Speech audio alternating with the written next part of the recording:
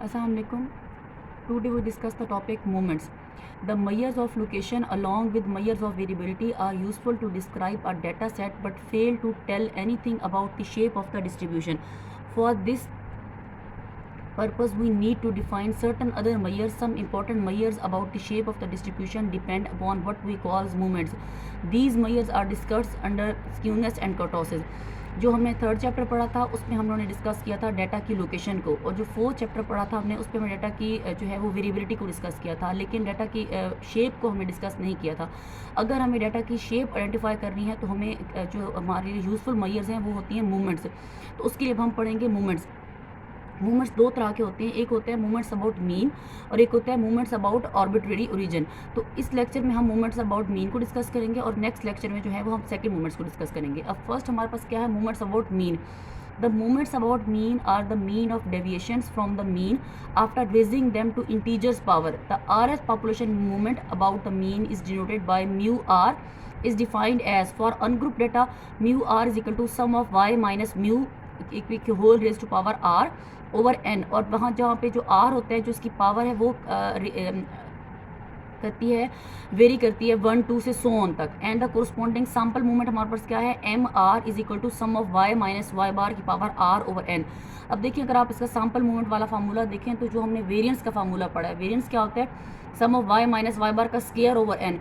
तो देखें ये सेम वही वेरिएंस वाला ही फार्मूला है और आप इसको कैलकुलेट भी सेम इसी तरीके से करेंगे जिस तरह से आपने वेरिएंस कैलकुलेट किया था, लेकिन फ़र्क सिर्फ ये है कि वहाँ उसकी पावर स्केयर होती है, यहाँ उसकी पावर आर है, जहाँ पे जबकि आर में जो है वो आप वेरी करेंगे 1 2 सो ऑन तक। हम नॉर्मली जो है वो मूवमेंट्स में हम 4 मूवमेंट्स निकालते हैं, मतलब आप इसकी फर्स्ट पावर रखेंगे, सेकंड पावर रखेंगे, थर्ड पावर रखेंगे, फोर्थ पावर रखेंगे। आगे नेक्स्ट फर्दर मूवमेंट्स जो है वो नहीं निकाले जाते। अब देखें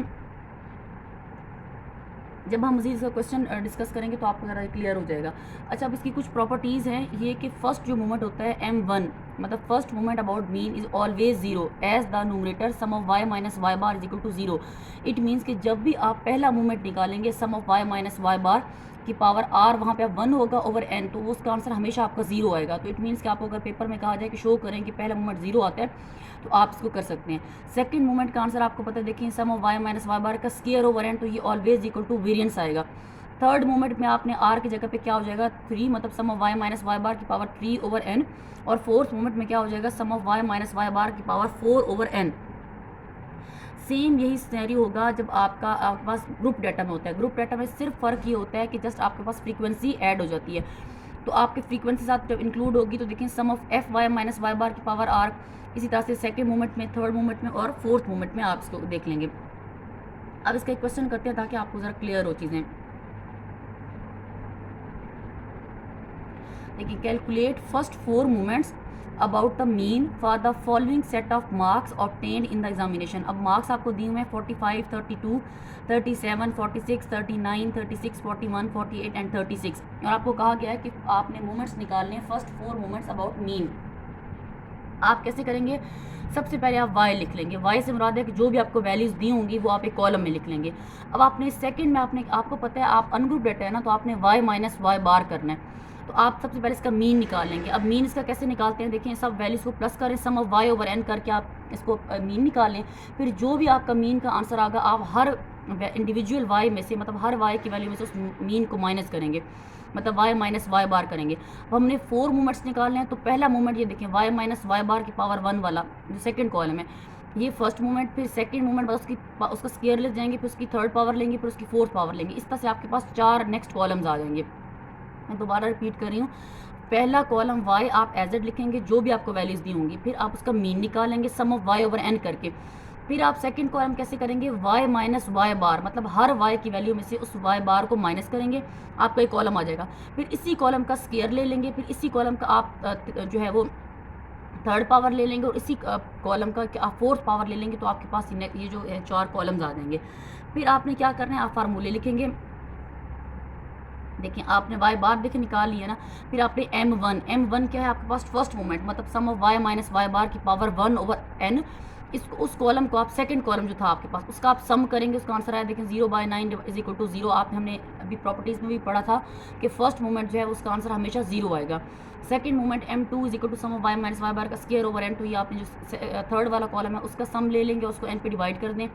इसी तरह जो तीसरा कॉलम है उसका सम ले लें, इस तरह से अगले चौथे कॉलम का सम ले लें, उनका सम करके उसको n पे डिवाइड करके आपके पास इस तरह से फर्स्ट 4 मोमेंट्स आ जाएंगे। ये हो गया आपके पास अनग्रुप डाटा के लिए। अगर आपके पास ग्रुप डाटा हो तो फिर आप क्या करेंगे, देखिए find first 4 moments about the mean for the following data. इसमें आपके पास अब देखो आपके पास y दिया हुआ है और f दिया हुआ है। अब लेकिन आपके पास ये कौन सा डाटा है, ये आपके पास डाटा है डिस्क्रीट ग्रुप डाटा, क्योंकि आपके पास क्लासेस नहीं दी हुई, आपको डिस्क्रीट में डाटा दिया हुआ है और आपके पास f दिया हुआ है। अगर इन केस आपको ये कॉन्टीन्यूस में दिया होता तो आपको क्लासेस दी होती, आप उसका नेक्स्ट आपको एक स्टेप और करना पड़ता कि आप क्या करते, आप उसका मिड पॉइंट निकाल लेते, जिसकी वजह से आपको ये y निकल आता। मतलब अगर आपको कॉन्टीन्यूस डाटा दिया होगा तो आपको क्लासेस दी होती और f दिया होता, तो आप क्या करते, आप सबसे पहले उसका मिड पॉइंट निकाल लेते और फिर क्वेश्चन को सॉल्व करते। इसमें क्या किया हुआ डिस्क्रीट है तो क्योंकि y ऑलरेडी निकला हुआ है तो आपको मिड पॉइंट निकालने की ज़रूरत नहीं है। अब देखें फर्स्ट कॉलम में वही y लिख दिया है, फिर f लिख दिया है। सबसे पहले मीन निकालेंगे। मीन ग्रुप डाटा में कैसे निकालते हैं, sum of F Y over sum of F, तो इसलिए एफ वाई का कॉलम बनाया है। फिर उसके बाद वही सब कुछ वैसे ही वाई माइनस वाई बार करेंगे फिर, क्योंकि अब इसका फार्मूला क्या होता है F into Y minus Y bar. तो आप हर एफ को जो है पहले F into Y minus Y bar करेंगे, फिर F into Y minus Y bar का स्केयर करेंगे, इस तरह से F into Y minus Y bar की क्यूब करेंगे, इस तरह से F into Y minus Y bar की पावर 4 करेंगे। इसी तरीके से आप क्या करेंगे, मतलब उनकी जो पावर्स हैं उसको आप एफ के साथ मल्टीप्लाई करते जाएंगे। और आप यहाँ पे देखें कि आपने सबसे पहले y बार निकाला है, sum of F Y over sum of F की है। फिर m1 देखें, इसमें भी ग्रुप डाटा में भी m1 का आंसर ऑलवेज इक्वल टू 0 आएगा। Sum of F Y minus Y bar over sum of F, तो इसका आंसर 0 आ गया। m2 sum of F Y minus Y bar का square over sum of F, और इसी तरह से third and fourth m3 sum of F Y minus Y bar की पावर 3, मतलब आप उस कॉलम को सम कर लें और फोर्थ वाले कॉलम को सम कर लें। अब ये आपके पास हो गया मोमेंट्स अबाउट मीन, जिसमें हमने ग्रुप और अनग्रुप दोनों को डिस्कस किया। ये बहुत आसान, जिस तरह से आपने वेरिएंस का फार्मूला निकाला था ना, सेम उसी तरीके से करते हैं, बस सिर्फ फ़र्क ये होगा कि वहाँ पर उसका स्केयर होता है, यहाँ पर इसकी आपको 4 पावर लेनी पड़ेंगी, पहले 1 पावर, फिर सेकंड पावर, फिर थर्ड पावर और फिर फोर्थ पावर। इंशाल्लाह अगले लेक्चर में जो है हम डिस्कस करेंगे अगले मोमेंट्स को।